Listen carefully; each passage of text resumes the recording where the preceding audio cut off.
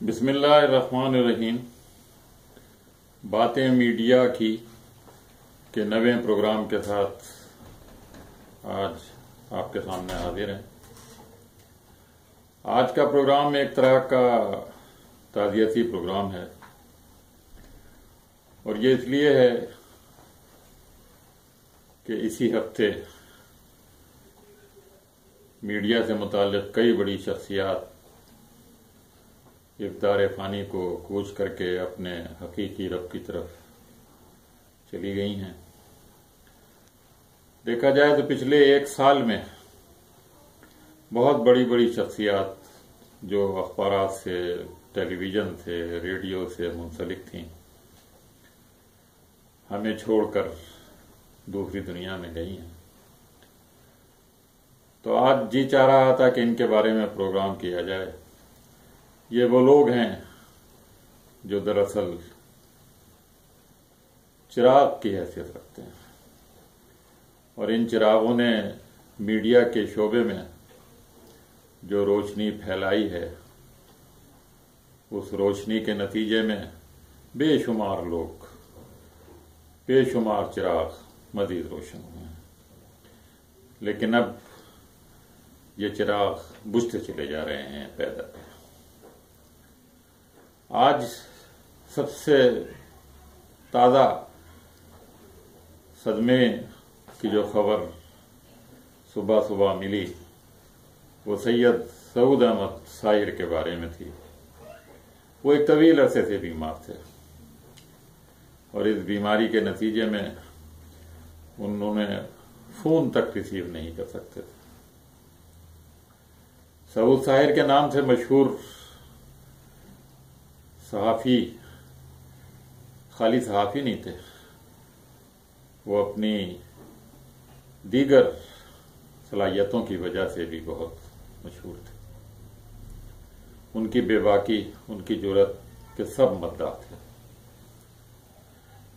خاص طور پر رپورٹنگ اور تجزیہ نگاری کے شعبے میں ان جیسے بہت کم لوگ ہمارے قریب کے دنوں میں میڈیا سے واپس آ رہے ہیں۔ مختلف رسائل و جرائد میں زیادہ عرصہ گزارا، لیکن روزنامہ اخبارات سے بھی منسلک رہے، اور آخر میں روزنامہ امت سے منسلک تھے۔ اس سے پہلے جسارت سے بھی منسلک رہے، اور متعدد اخبارات اور رسائل سے ان کا تعلق رہا۔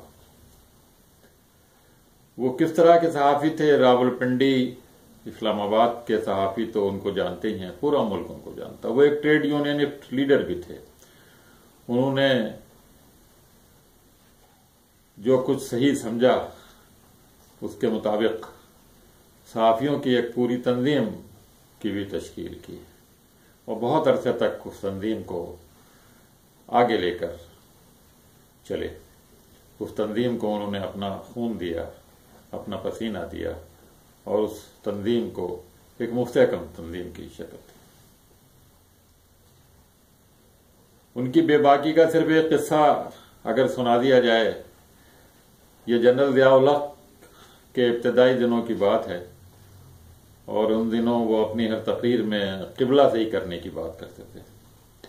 راولپنڈی میں ایک ایسی ہی پریس کانفرنس میں جب انہوں نے یہ بات کی تو سعود ساحر جو اس وقت جوان تھے، اس وقت اتنے سینئر لوگوں میں ان کا شمار بھی نہیں ہوتا تھا، لیکن انہوں نے کہا، جنرل صاحب، آپ کے دائیں اور بائیں جو لوگ بیٹھے ہیں وہ آپ کو قبلہ صحیح نہیں کرنے دیں گے، وہ آپ کو قبلہ مزید غلط کرنے پر مجبور کریں گے، آپ ان سے نجات حاصل کریں گے۔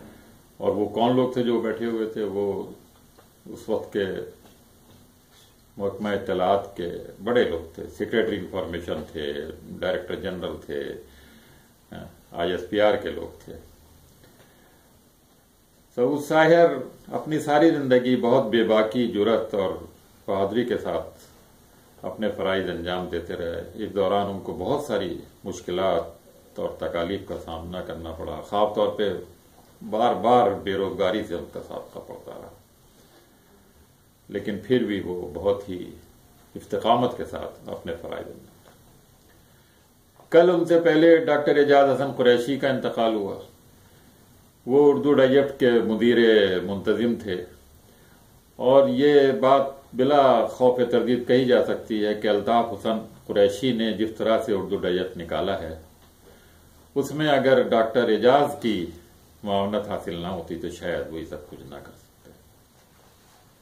ڈاکٹر صاحب خود بھی صحافی رہے ہیں، اور انہوں نے اپنے کیریئر کا آغاز بہت پہلے لاہور کے روزنامہ تفنیم سے کیا تھا۔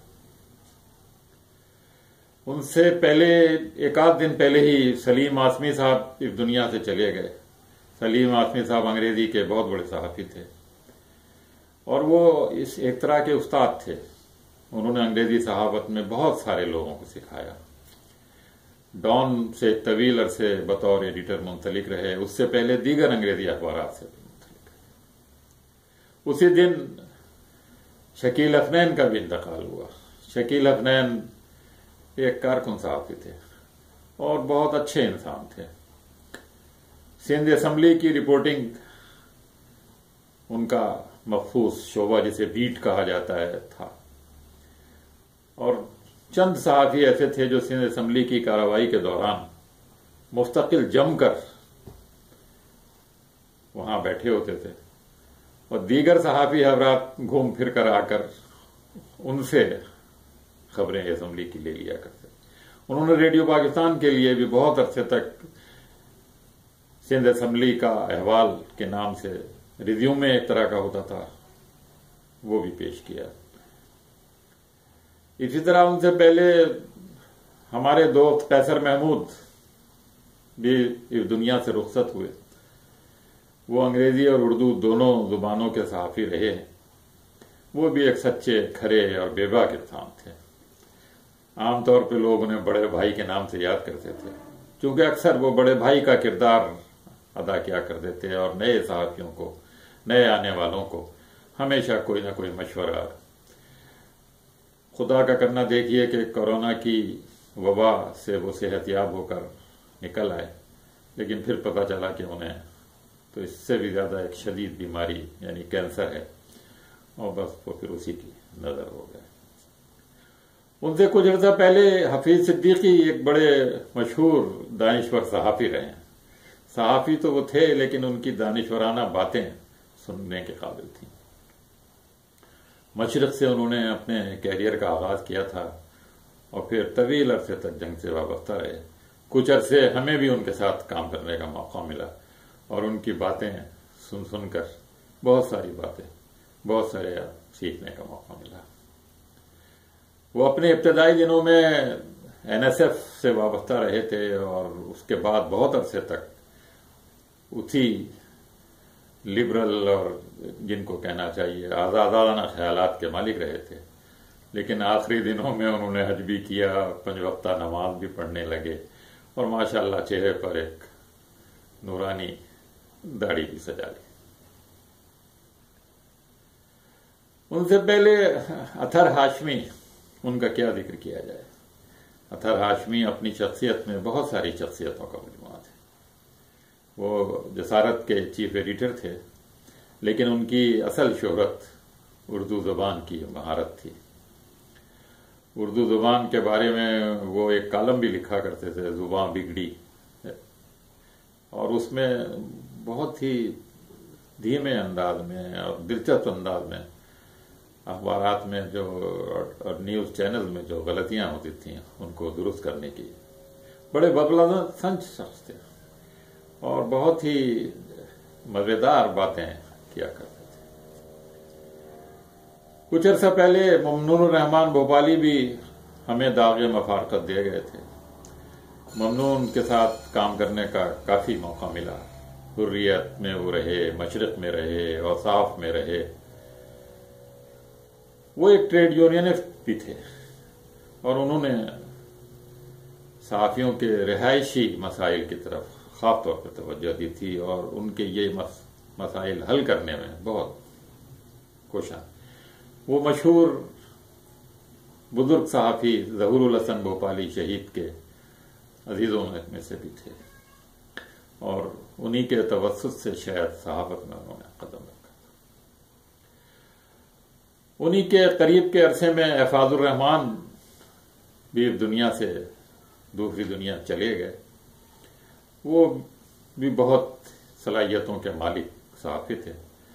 وہ نہ صرف صحافی تھے بلکہ ادیب بھی تھے، شاعر بھی تھے، مترجم بھی تھے. متعدد کتب کا انہوں نے ترجمہ کیا، اور ان کی سب سے عمدہ کتاب جو سن 77-78 کے دور کے بارے میں ہے وہ تھی آزادی صحافت سب سے بڑی. ان صحافیوں کے ساتھ ہی اگر ریڈیو کے ان صحافیوں کا تھوڑا سا ذکر کیا جائے جن میں ہم پروفیسر انعام باری جو ہمارے بہت ہی قریبی ساتھی اور دوست بھی تھے، اور ریڈیو میں انہوں نے ایک طویل عرصہ گزار کر ارلی ریٹائرمنٹ لے کر کراچی یونیورسٹی میں تدریس کے فرائض انجام دینا شروع کیا. ریڈیو میں بھی وہ ایک بہت اچھے ریڈیو مانیٹر اور پھر ایک بہت اچھے نیوز ایڈیٹر شمار کیے جاتے تھے، اور وہ اپنی کام کی تیزی کے لیے مشہور تھے. وہ جو کچھ بھی کرتے تھے وہ بہت تیزی کے ساتھ کرتے تھے. وقت ان کے نزدیک بہت اہم تھا. بعد میں انہوں نے جناح یونیورسٹی میں بھی پڑھایا. کراچی یونیورسٹی میں جو ایف ایم پروجیکٹ بنا اس کے بھی وہ ڈائریکٹر رہے. وہ ایک طویل عرصے سے بیمار تھے، اور ان کو بتایا کرتے تھے وہ کہ مجھے ایک بیماری نہیں ہے، بہت بیماری. لیکن وہ ان سب بیماریوں کے باوجود صبح سے رات تک مصروف رہتے تھے، اور بس کام کام کام، بس یہی ان کا وتیرہ تھا. انہی کے ایک ساتھی اور ہمارے بھی قریبی ساتھی احمد نسیم چندیلوی تھے. احمد نسیم چندیلوی ان چند صحافیوں میں شمار کیے جا سکتے ہیں جنہوں نے اس ملک میں سائنسی ادب کو، سائنسی صحافت کو فروغ دیا. وہ PCSIR میں تھے مگر وہاں سے ریڈیو پاکستان میں آ گئے، اور اتفاق سے وہ میرے ہی بیچ میٹ تھے. کچھ عرصے اسلام آباد میں رہے لیکن وہاں رہ نہیں سکتے تھے، کراچی آنا چاہتے تھے، اس لیے استعفیٰ دے کر کراچی آ گئے.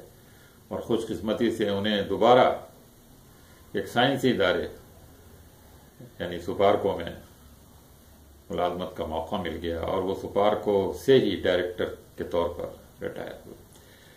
نسیم صاحب ملازمت کے ساتھ ساتھ تدریس اور تصنیف کے کام میں بہت دلچسپی رکھی. کئی کتابیں انہوں نے لکھی ہیں جو صحافت سے متعلق، اور کراچی یونیورسٹی کے علاوہ وہ جناح یونیورسٹی، جناح خواتین یونیورسٹی میں بھی لیکچر دیتے رہے. نسیم صاحب سے پہلے نور اظہر جعفری حیدرآباد کے ہمارے ایک ساتھی تھے جو ریڈیو پاکستان سے تعلق رکھتے تھے، اور حیدرآباد کے علاوہ خیرپور اور کراچی میں بھی کافی عرصے انہوں نے کام کیا. ان کی بہترین آواز ریڈیو کے پروگراموں کو مزید بہتر بنانے میں کام آتی. اس کے ساتھ ہی وہ ایک بہترین پروڈیوسر بھی تھے، اور پھر انہوں نے ریٹائرمنٹ کے بعد کالم نویسی بھی شروع کی. اسی طرح بخشیش احمد ریڈیو پاکستان کے کنٹرولر تھے، اور وہ بہترین نیوز ایڈیٹروں میں ان کا شمار ہوتا تھا. ان کی بنائی ہوئی خبریں جو مختصر ہونے کے ساتھ جامع ہوا کرتی. انیس صدیقی بھی ریڈیو پاکستان کے کنٹرولر تھے، وہ بھی ہماری ہی بیچ کے ساتھی تھے. وہ بھی اپنی بے باکی، اپنی بہادری، لیکن اصولی باتوں پر جمے رہنے کے لیے مشہور تھے. تھوڑے سے دانشور تھے. ابتدائی تعلیمی زمانہ کراچی یونیورسٹی میں NSF کے ساتھ گزرا تھا، اور وہیں سے انہیں دانشوری شاید ملی تھی. آخری دنوں میں جب ان سے ملاقات ہوئی ان کی موت سے کچھ عرصہ پہلے، تو انہوں نے بتایا کہ وہ تفاسیر قرآن کا کمپیریٹیو مطالعہ کر رہے ہیں. اسی طرح خواجہ امداد علی تھے جو حیدرآباد سے تعلق رکھتے تھے. وہ موسیقی کے بہترین پروڈیوسروں میں سے تھے، اور انہوں نے سندھی موسیقی اور لوک موسیقی پر بہت کام کیا تھا. وہ بھی حیدرآباد اور خیرپور کے اسٹیشن ڈائریکٹر رہے. حسین الدین قریشی ہمارے بزرگ نیوز ایڈیٹروں میں شامل تھے. جب ہم نے ریڈیو میں قدم رکھا تھا تو وہ اس وقت نیوز ایڈیٹر تھے، اور بہت ہی شفقت اور محبت کے ساتھ انہوں نے نئے آنے والوں کو ریڈیو کی خبریں بنانے کا طریقہ سکھایا تھا۔ ان کی ایک کتاب خبریں کے نام سے شائع ہو چکی ہے۔ اب ادریس بختیار کی کیا بات کریں۔ ادریس بختیار صحافیوں کے استاد صحافی تھے، وہ ان کے بے خواہ تھے، ان کے دوست تھے، اور جس استادوں والی صلاحیت سے انہوں نے لوگوں کو سکھایا وہ ان کے شاگرد آج بھی یاد کرتے ہیں۔ وہ ایک ٹریڈ یونینسٹ بھی تھے اور انہوں نے صحافیوں کی فلاح و بہبود کے لیے بھی بہت کام کیے۔ وہ بہت بے باک تھے، مگر ان کی بے باکی میں ایک سلیقہ تھا۔ اس طرح کے بے باک نہیں تھے جنہیں لوگ بدتمیز اور پھٹ کے، بہت ہی سکون سے، بہت سلیقے سے وہ اپنے نقطہ نظر کا اظہار کرتے تھے۔ اور دوسرا، ان کی اس طریقے سے اگر پوری طرح مطمئن نہیں بھی ہوتا تھا تو بہت حد تک ان کا گرویدہ ہو جایا کرتا۔ انگریزی اردو دونوں صحافت سے ان کا تعلق رہا، اور انہوں نے خاص طور پہ ہیرالڈ میں جو انویسٹیگیٹو رپورٹنگ کی، جو مضامین لکھے، انہوں نے اینکرنگ بھی کی ایک چیز۔ بی بی سی سے بھی ان کا کافی عرصے تعلق رہا، اور آخر میں وہ جیو کے ساتھ منسلک تھے۔ شدید بیمار تھے، کافی عرصے بیمار رہے، بار بار ہسپتال جاتے رہے، مگر جب ٹھیک ہو کر آتے تھے پھر مصروف عمل ہو جایا کرتے تھے۔ اب کس کس کا ذکر کریں، اس سے پہلے اور بہت سارے لوگ اس دنیا سے چلے گئے، ایک ایک کر کے ستاروں کی طرح ٹوٹ گئے۔ ہائے کیا لوگ میرے حلقہ احباب میں تھے، اور بھی کتنے، سب کے نام بھی یاد نہیں۔ اب یاد رفتگاں کی بھی ہمت نہیں رہی، یاروں نے کتنی دور بسائی ہیں بستیاں۔ یاد رکھیے، موت زندگی کی ایک منزل ہے، اور اس منزل سے ہر ایک نے گزرنا ہے، کوئی دوسرا راستہ ہے ہی نہیں۔ آپ اس منزل سے ہی گزریں گے۔ اللہ تعالیٰ سب ان حضرات پر، اللہ سب پر اپنا رحم و کرم کرے، ان کی کوتاہیوں سے درگزر کرے اور ان کی مغفرت کرے۔ اجازت دیجیے، اللہ حافظ۔